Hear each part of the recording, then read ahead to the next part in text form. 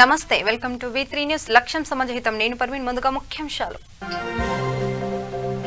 పోడు సాగులందరికీ పట్టాలు ఇవ్వాలి ఈ నెల 25న భారీ ప్రదర్శన నిర్వహిస్తామన్న సీఎం నేతలు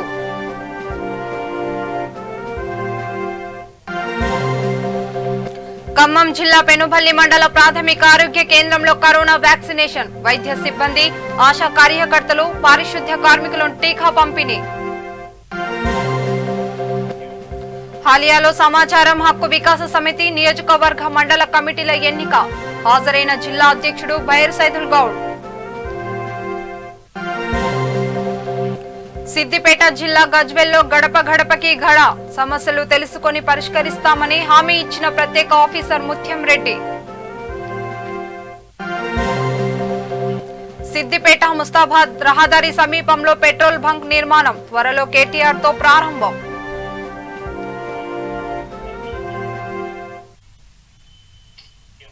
డీటెయిల్స్ లోకి వెళ్దాం.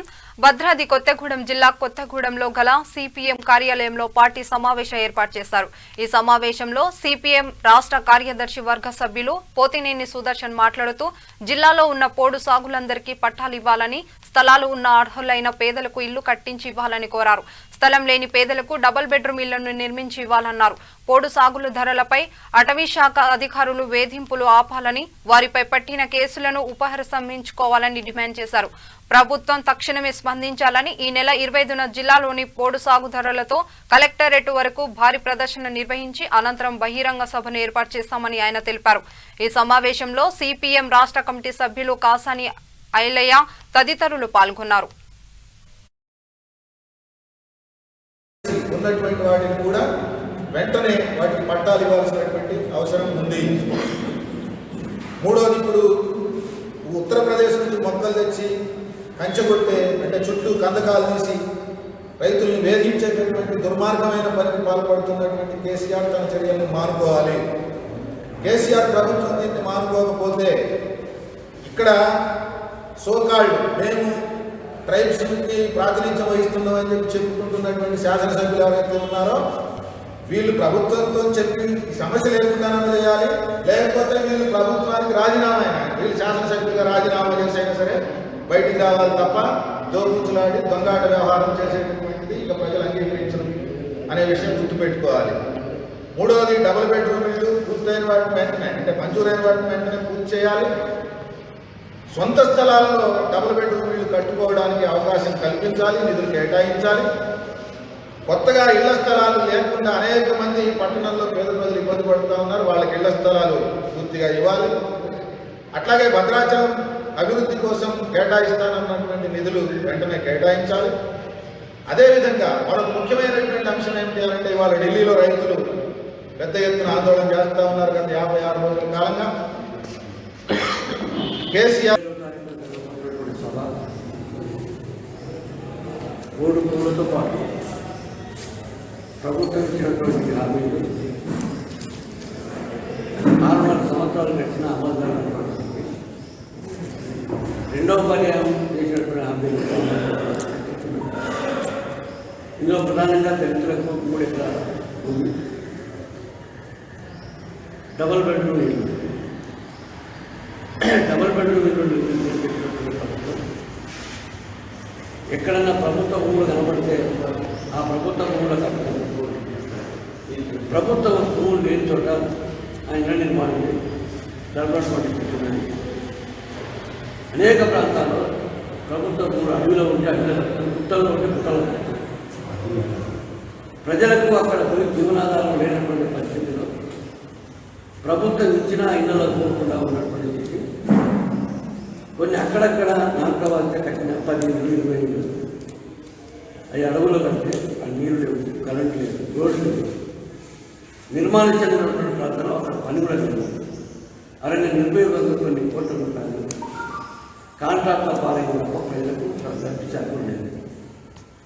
కాబట్టి మా డిమాండ్ ఏంటంటే పేదవాళ్ళ అర్హులైనటువంటి పేదవాళ్ళందరికీ ఇల్లు స్థలం ఉన్న చోటనే వాళ్ళ స్థలం ఉన్న చోట వాళ్ళ తల్లిదండ్రులకు సంబంధించినటువంటి వాళ్ళ స్థలం ఉన్నటువంటి చోటని ఇల్లు డబుల్ బెడ్రూమ్ నిర్మించి అప్పచెప్పాలి. అది అప్పుడు మీరు ఉపయోగపడుతుంది. పేదవాడికి కళ దానికోసం ప్రభుత్వం చట్టం మార్చుకుంటుందా, విధానం మార్చుకుంటుందా తెలియదు. కానీ ఖచ్చితంగా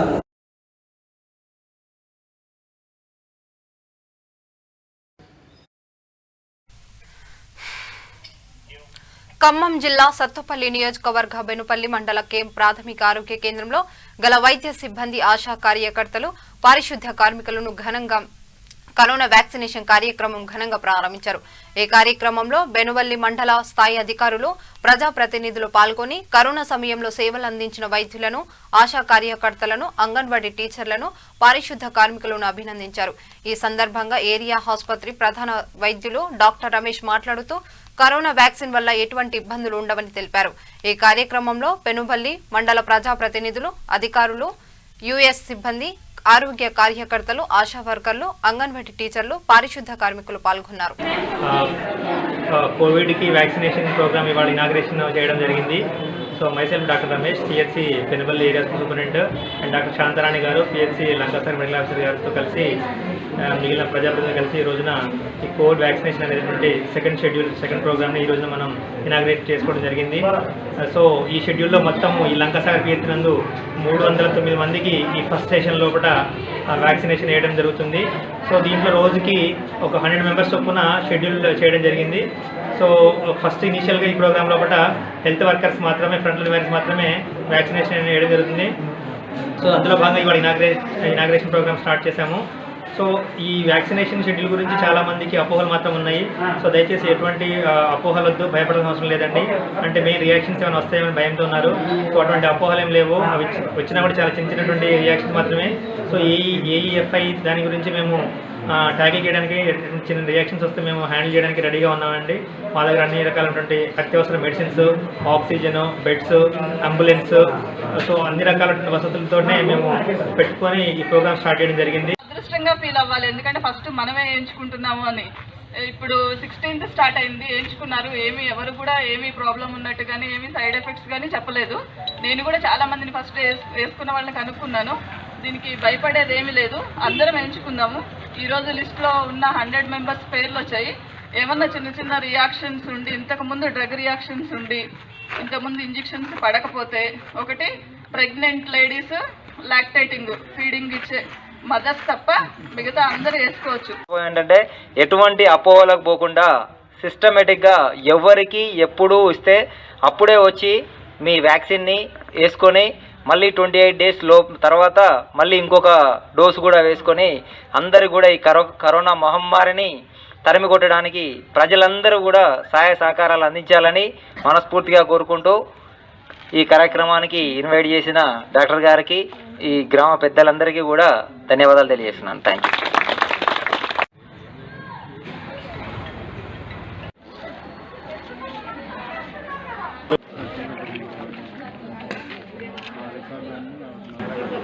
వెల్కమ్ మేడం.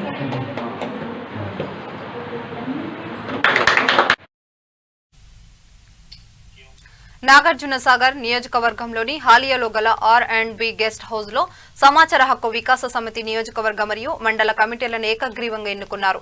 ఈ కార్యక్రమంలో జిల్లా అధ్యక్షుడు బైర్ సైదుల్ గౌడ్, ఉపాధ్యక్షుడు చిత్రం శ్రీనివాస్, నాగార్జున సాగర్ నియోజకవర్గ అధ్యక్షుడు పిల్లి సైదుల్ యాదవ్, నల్గొండ నియోజకవర్గ అధ్యక్షుడు కొత్తపల్లి కరణ్ కుమార్, పోచం శ్రీనివాస్ పాల్గొన్నారు. నాగార్జున సాగర్ నియోజకవర్గ కమిటీకి ఉపాధ్యక్షుడిగా పోచం శ్రీనివాస్, ప్రధాన కార్యదర్శిగా కొంటిగొర్ల నాగరాజ్, సహాయ కార్యదర్శిగా మలో సంతోష్లను ఏకగ్రీవంగా ఎన్నుకున్నారు. గుర్రంపూడి మండల కమిటీలో అధ్యక్షుడిగా శివార్ల శ్రీధర్, ఉపాధ్యక్షుడు భైరుమధు, ప్రధాన కార్యదర్శిగా నిరసన మెట్ల రవి, సహాయ కార్యదర్శిగా పోలూరు సతీష్, కోశాధికారిగా కలకొండ శ్రీకాంత్లను ఎన్నుకున్నారు. అనుమూల మండల కమిటీకి అధ్యక్షుడు రాములపాటి సురేష్, ఉపాధ్యక్షుడు బైరు జగదీష్ కుమార్ గౌడ్, ప్రధాన కార్యదర్శి వెంకటేశ్వర్లు, సహాయ కార్యదర్శిగా సింగారం మాలయ్య ఎన్నుకున్నారు.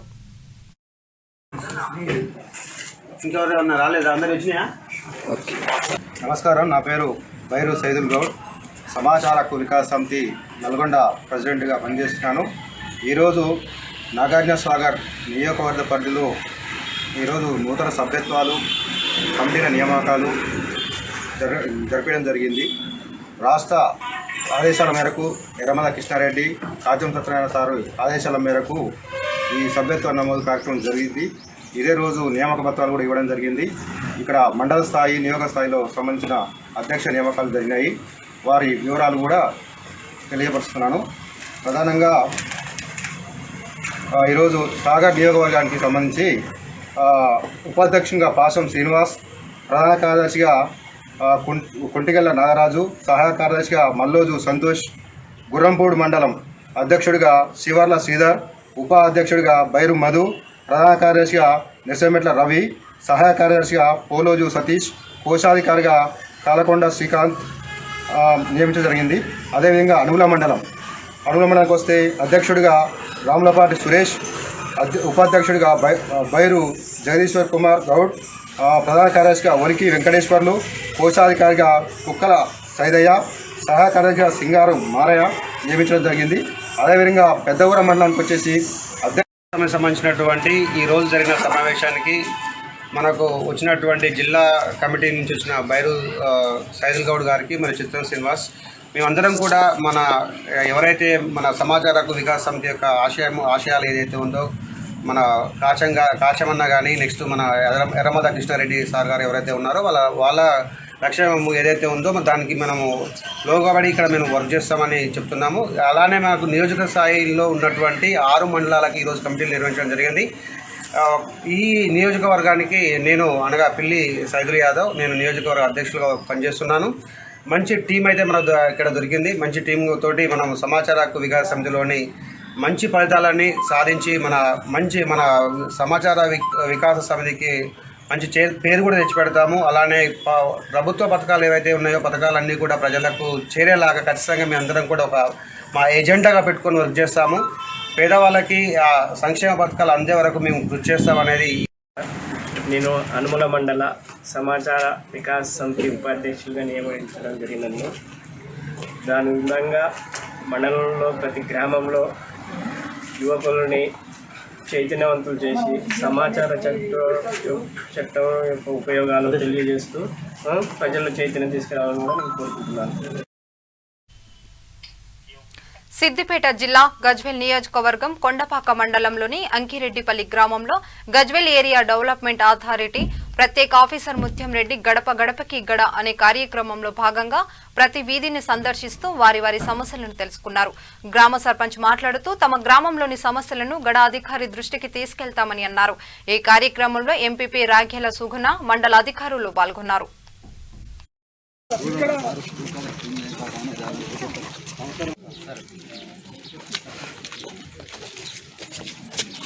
అది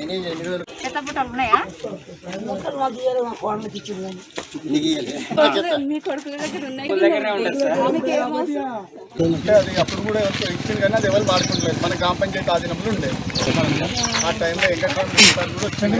మరి అలా వాళ్ళ కట్టుకునే తక్కువ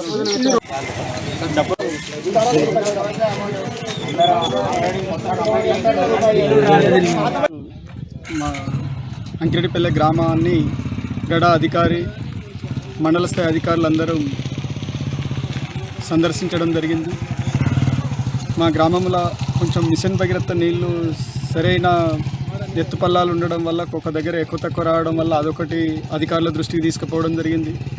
శానిటేషన్ విషయంగా బాగానే ఉంది, కానీ కాకపోతే కొంత ఇండ్లు డౌన్ ఉన్న దగ్గర ఈ వరద నీళ్ళు అనేది ఇళ్ళల్లో పోతున్నాయి అనేది కాబట్టి డ్రైన్ అవసరం అనేది అదొకటి అధికారుల దృష్టికి తీసుకురావడం జరిగింది.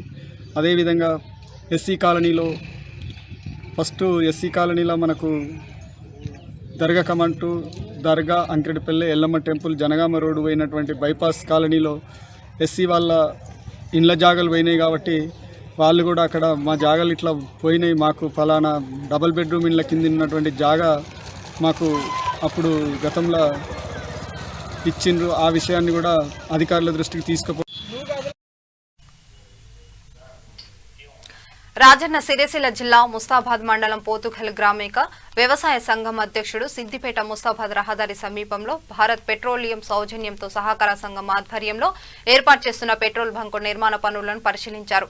నిర్మాణ పనులను యుద్ధ ప్రాతిపాదికంగా పూర్తి చేయాలని సంబంధిత సిబ్బందిని ఆదేశించారు. ఈ సందర్భంగా వారు మాట్లాడుతూ వారం రోజులలో నూతన బంకును మంత్రి కేటీఆర్ చేతుల మీదుగా ప్రారంభించడానికి సన్నాహాలు చేస్తున్నామని, మొదటి బంకును ఆవునూరు గ్రామంలో ఏర్పాటు చేయగా రెండవ బంకు నిర్మాణ పనులు తుది దశలోకి చేరుకున్నాయని తెలిపారు.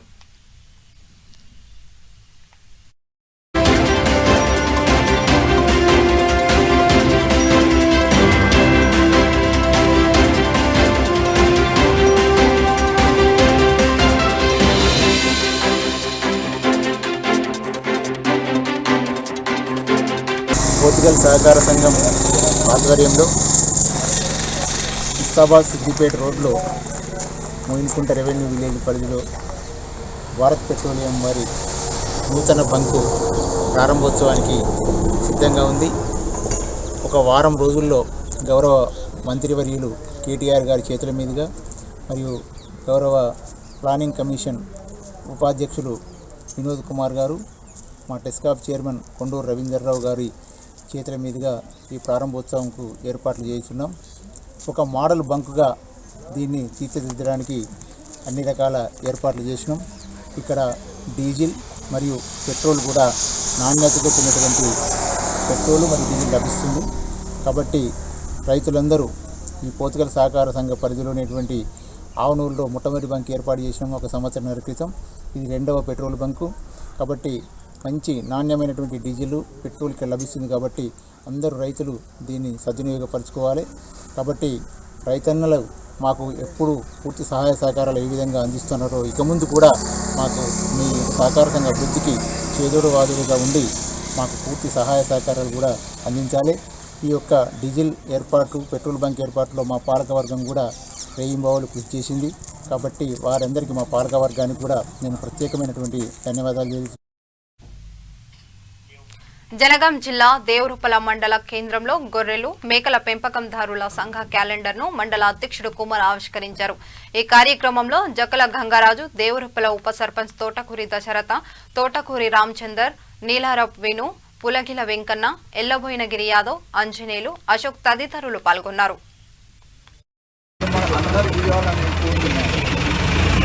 గొర్రెల మేకల పెంపకందారుల సంఘం GRPH ఆధ్వర్యంలో జిల్లా నుండి స్టేట్ నుండి క్యాలెండర్ ఆవిష్కరణ చేయడం జరిగింది.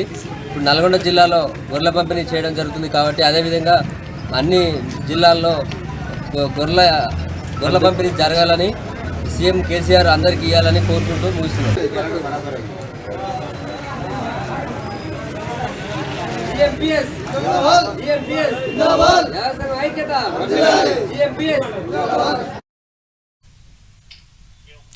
చిన్న చింతకుంట మండలంలో V3 న్యూస్ క్యాలెండర్ ను ఎంపీపీ హర్షవర్ధన్ రెడ్డి, ఎండీఓ శ్రీనివాస్ ఆవిష్కరించారు. ఈ కార్యక్రమంలో జర్నలిస్టుల అసోసియేషన్ మండల అధ్యక్షుడు యాకోబ్, V3 న్యూస్ రిపోర్టర్ సాగర్ తదితరులు పాల్గొన్నారు.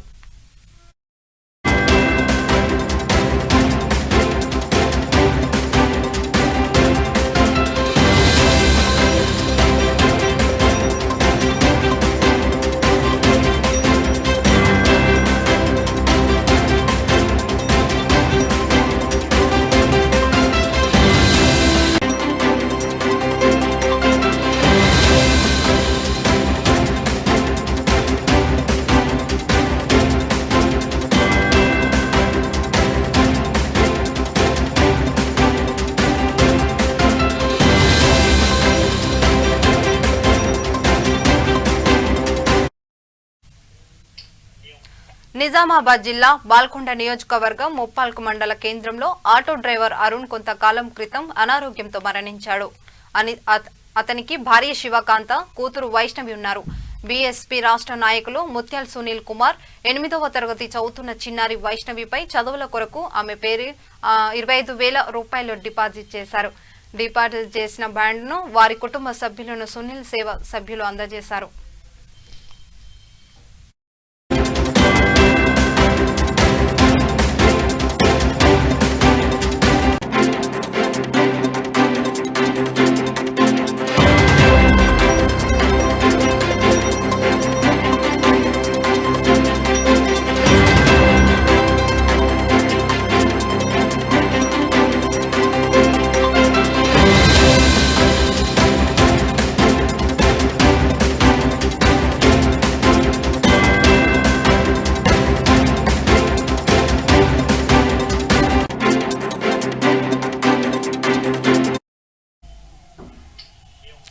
కరీంనగర్ జిల్లా కొత్తపల్లి మండలంలో మున్సిపల్ కోఆప్షన్ ఎలక్షన్ జరిగింది. Kothapalli municipal commissioner Srinivas Reddy, municipal chairman Rudraraju ఆధ్వర్యంలో నిర్వహించారు. మైనార్టీ విభాగంలో మొహమ్మద్ షైనాజ్, మొహమ్మద్ ఫక్రుద్దీన్, కట్ల మమత, చెట్లపల్లి ప్రభాకర్ ఎన్నికయ్యారు.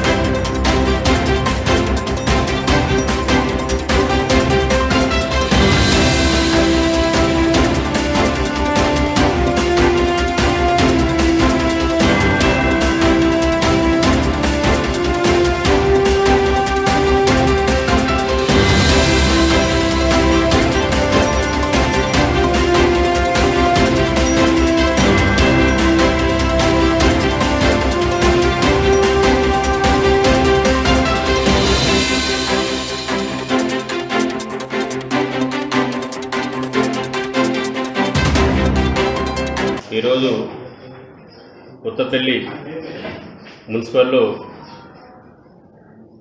కోవిడ్ వల్ల ఎన్ని రోజులు మనం కోఆప్షన్ ఎన్నుకోవడం జరగలేదు. ఈరోజు కోఆప్షన్ ఎన్నుకోవడం జరిగింది. దాంట్లో జనరల్ విభాగంలోకి వచ్చేసరికి కట్ల మమత మరియు చెట్పల్లి ప్రభాకర్ గారు కోఆప్షన్లుగా ఎన్నుకోవడం జరిగింది, గౌరవ సభ్యులు. అదేవిధంగా మైనార్టీ విభాగం నుంచి షానాజ్ మహమ్మద్ మరియు మొహమ్మద్ ఫక్రుద్దీన్ గారిని గౌరవ కౌన్సిలర్లు కోఆప్షన్ మెంబర్స్గా ఎన్నుకోవడం జరిగింది. వాళ్లకు ఎన్నుకున్నట్టు మేము ప్రభుత్వ ఆదేశాల ప్రకారం కొత్తపల్లి మున్సిపాలిటీలో కోఆప్షన్ ఎన్నికలు గత సంవత్సరం కోవిడ్ వలన జరగలేదు. ఈ కోవిడ్ నిబంధనల ప్రకారం మన ఎలక్షన్ ఆపేయడం జరిగింది. గత నెల 30వ తారీఖు రోజున మేము ఎలక్షన్ నోటిఫికేషన్ ఇవ్వడం జరిగింది. 8వ తారీఖు వరకు నామినేషన్లు పూర్తి చేసుకున్నాము. ఈరోజు మీటింగ్ కాల్ఫర్ చేయడం జరిగింది. ఎలక్షన్ నామినేషన్ ఏదైతే వేశారో వాళ్ళందరూ కౌన్సిలర్ల సహాయంతో ఏదైతే కోఆప్షన్ మెంబర్స్ ఒక జనరల్ మహిళగా పట్ల మమతను ఎన్నుకోవడం జరిగింది. అలాగే జనరల్ మెన్గా చెట్టిపల్లి ప్రభాకర్ను ఎన్నుకోవడం జరిగింది. కౌన్సిలర్ల సహాయంతో అత్యధిక ఓట్లు వీళ్ళకి రావడం జరిగింది. అలాగే పురపాలక సంఘానికి మరి కోఆప్షన్ సభ్యుల ఎన్నిక కొరకు ఈరోజు ప్రత్యేక సమావేశము ఏర్పాటు చేయడం జరిగింది. మరి ఇందులో 2 జనరల్ కేటగిరీ నుంచి అనుభవమైన వాళ్ళు, 2 మైనార్టీ తెగల నుంచి మరి ఎన్నుకోవాల్సింది ఉంది. మరి ఈ మైనార్టీ తెగలకు చెందిన వాళ్ళు మన ప్రభుత్వ ఆదేశంలో జీవోలో ఏదైతే 58 నెంబర్ జీవో ఉన్నదో అందులో మరి తప్పకుండా ఎప్పుడైనా మున్సిపల్ ఎలక్షన్లకు ప్రత్యక్ష ఎన్నిక జరిగినప్పుడు మరి మైనార్టీ వర్గానికి, ముస్లిం మైనార్టీ వర్గానికి చెందిన వాళ్ళు కానీ, క్రిస్టియన్ కానీ ఎవరైనా మైనార్టీ వర్గానికి చెందిన వాళ్ళు ఎన్నిక కాబడితే మరి వారిని మినహాయించి మరి నామినేషన్ వేసిన ఇతర మైనార్టీ వర్గాలు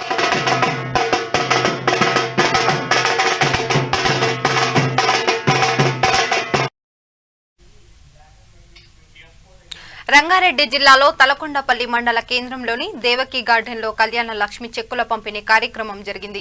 ఎమ్మెల్యే జయపాల్ యాదవ్ ముఖ్య అతిథిగా పాల్గొని 23 మంది లబ్ధిదారులకు కళ్యాణ లక్ష్మి చెక్కులను అందజేశారు. ఈ కార్యక్రమంలో MPP Nirmala Srisailam Goud, vice MPP Srinivas Reddy, రైతు సమన్వయ సమితి నాయకులు, దశరథ్ నాయకులు తదితరులు పాల్గొన్నారు.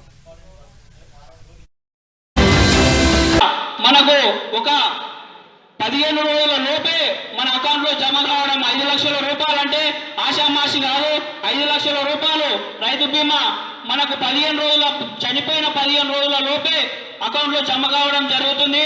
మొన్న రైతు బీమా కూడా ప్రతి ఒక్కరికి రావడం జరిగింది. ఇలాంటి గొప్పమైన అవకాశాలు మన కేసీఆర్ గారు ప్రవేశపెట్టడం జరిగింది. ఇవి ప్రతి ఒక్కరికి ఎలాంటి ₹1 ఖర్చు లేకుండా కళ్యాణ లక్ష్మి కానీ ఎవరికి కూడా లంచం ఇవ్వకుండా 1 లక్ష రూపాయలు మన అకౌంట్లోకి రావడం అంటే ఇది చాలా చెప్పుకోదగ్గ విషయం. కాబట్టి ఈ సభాముఖంగా మళ్ళీ ఒకసారి గుర్తు చేయడం జరుగుతుంది.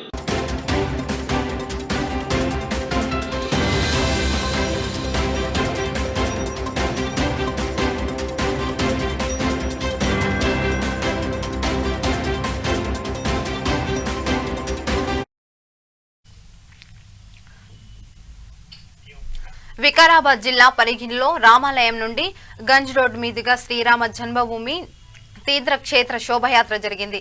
శ్రీరామ జన్మభూమి తీర్థక్షేత్ర శోభయాత్రలో హిందూ బంధువులందరూ అధిక సంఖ్యలో పాల్గొన్నారు.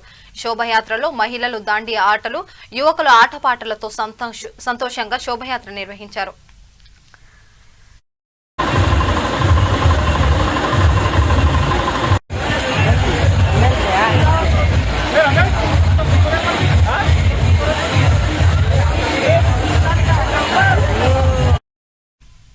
SR Nagar police station home guard Ratnakar తన పేరుతో సార్థకం చేసుకున్నారు. కఠిన్యమే కాదు, కాకిలో కారుణ్యం కూడా ఉంటుందని నిరూపించారు పోలీసు హోంగార్డ్ రత్నాకర్ రెడ్డి. పతంగ్ మంజాధారాల్లో చిక్కుకొని ఓ పావురం విలవిలలాడటాన్ని పోలీసు హోంగార్డ్ రత్నాకర్ గమనించారు. చెట్టు కొమ్మల్లో మంజాధారాల్లో చిక్కుకొని వేలాడే పావురాన్ని చూసి రత్నాకర్ మనసు చివుక్కుమంది. బాధతో కపోతం ఎంత అల్లాడుతోందని భావించి మంజాధారాలను తెంపి పావురం ప్రాణాలు కాపాడారు హోంగార్డ్ రత్నాకర్.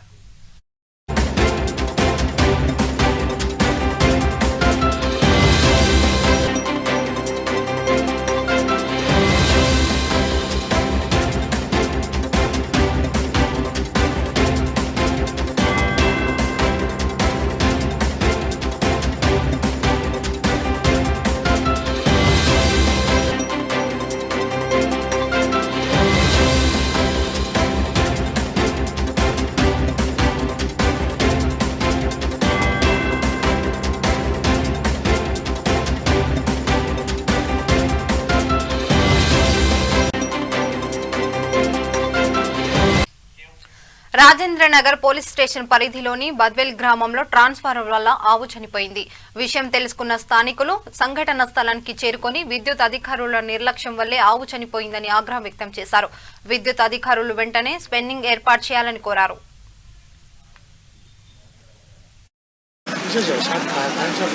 కరెంట్ బంద్ చేయించి గుంజడం ఇట్లా ఇది గుంజి రికార్డు ఆవా దాని మీద ఉండే మొత్తం ట్రాన్స్ఫార్మర్ మీద. జై శ్రీరామ్, జై గోమాత. ఈరోజు ఇక్కడ బుద్వేల్ చర్చ్ దగ్గరలో ఒక సంఘటన జరిగింది.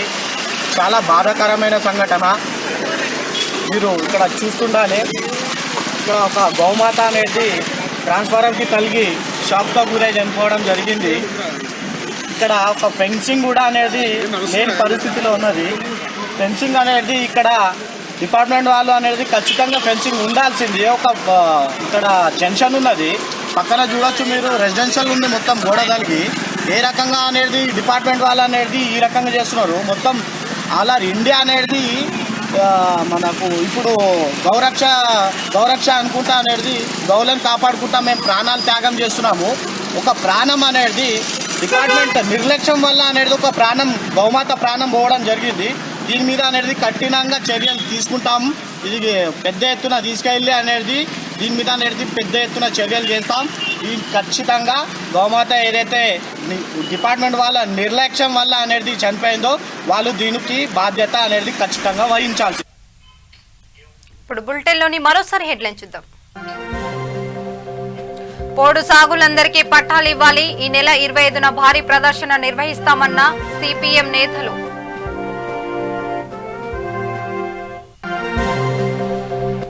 ఖమ్మం జిల్లా పెనుబల్లి మండల ప్రాథమిక ఆరోగ్య కేంద్రంలో కరోనా వ్యాక్సినేషన్. వైద్య సిబ్బంది, ఆశా కార్యకర్తలు, పారిశుద్ధ్య కార్మికులను టీకా పంపిణీ. హాలియాలో సమాచార హక్కు వికాస సమితి నియోజకవర్గ మండల కమిటీల ఎన్నిక. హాజరైన జిల్లా అధ్యక్షుడు బైర్ సైదుల్ గౌడ్. సిద్దిపేట జిల్లా గజ్వెల్లో గడప గడపకి గడ. సమస్యలు తెలుసుకొని పరిష్కరిస్తామని హామీ ఇచ్చిన ప్రత్యేక ఆఫీసర్ ముత్యం రెడ్డి. సిద్దిపేట ముస్తాబాద్ రహదారి సమీపంలో పెట్రోల్ బంకు నిర్మాణం. త్వరలో కేటీఆర్ తో ప్రారంభం.